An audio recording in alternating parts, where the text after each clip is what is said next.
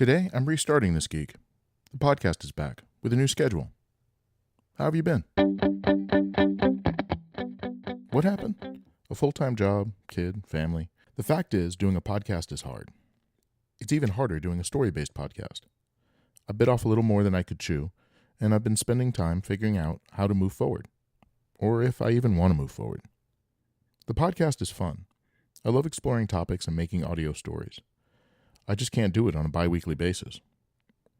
Moving forward, Change Over Time is going to come out in blasts. Every few months, I will drop a few episodes. They will be tied together around a theme.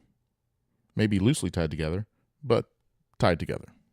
I chose this month to begin because September marks the 1-year anniversary of Hurricane Maria hitting Puerto Rico. I have recorded a few stories about the storm and the aftermath. I'll be replaying previous episodes as well as dropping new content. This episode is called Waiting. I recorded it right after Maria hit the island and knocked out communications. This episode is about me freaking out because I have no idea how my family is doing. This eventually led to Aftermath, a series of episodes about Puerto Rico through the lens of my family. The recordings I've done have helped me a lot. Talking with disaster experts and my family has provided context for all that's happened. When I went back to school and got history degrees, I had hoped they would be useful, but honestly I went back just to learn how to think better. It turns out, thinking better is pretty useful. Here's the bonus episode, Waiting, the first in the Aftermath series. This is Change Over Time, a podcast where I think historically about things I geek.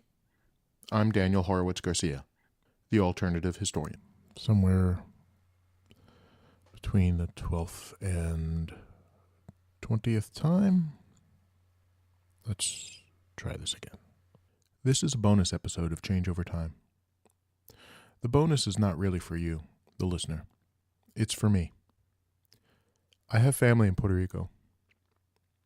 My mother, my brother, uncles, cousins, and my grandparents. Please leave your message for... This message is my mom's voicemail. I haven't heard from her or my other family in 2 days. You can leave your message. Thank you. I'm freaking out. This bonus episode is about me. Because I don't know what else to do.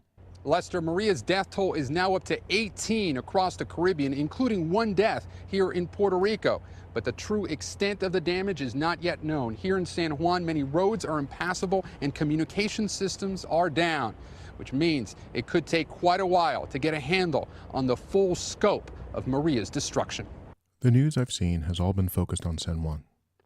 Most of the residents of Puerto Rico live in that city. I have a cousin and an uncle who chose to wait out the storm there. But most of my family is in the south. Cabo Rojo in the southwest, and Manabo in the southeast. Manabo is pretty much where Hurricane Maria came ashore. Tonight, in the wake of Hurricane Maria, parts of Puerto Rico are desperate. Residents of course, being in the Caribbean, hurricanes aren't new to the island. My great-grandmother told stories about San Felipe in 1928. My great-grandmother said winds ripped yams out of the ground. Back in 2013, the Weather Channel did a piece on the hurricane.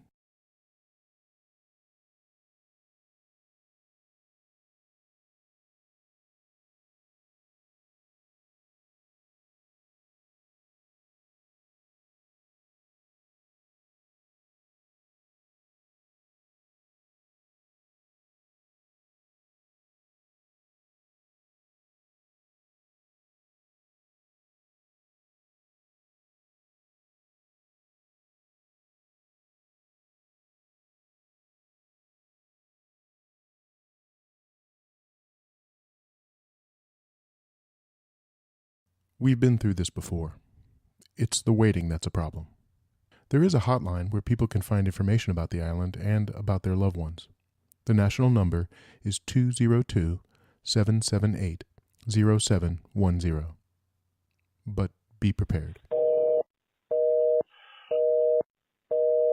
There are more than 3 million people living in Puerto Rico. That means a lot of folks are looking for information. Personally, I've turned to Facebook. Groups have started where people can ask questions and get some answers. Radio stations on the island are helping find information on relatives. One station, La Nueva 94, has been airing on Facebook Live. They've asked folks to tell them about their local situation. Here, they are passing along information after the storm.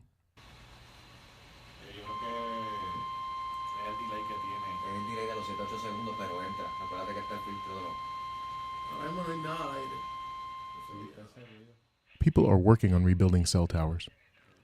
I expect communication to be back soon. Or maybe I just hope it'll be back soon. Frankly, there isn't much to do except hope. The situation is pretty bad. Once we get information, we can see what we can do about it. For now, I wait. Along with everyone else.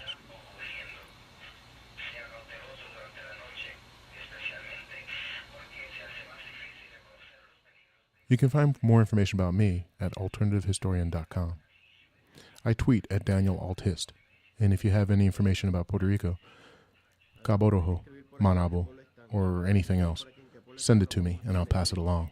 That hotline number again is 202-778-0710.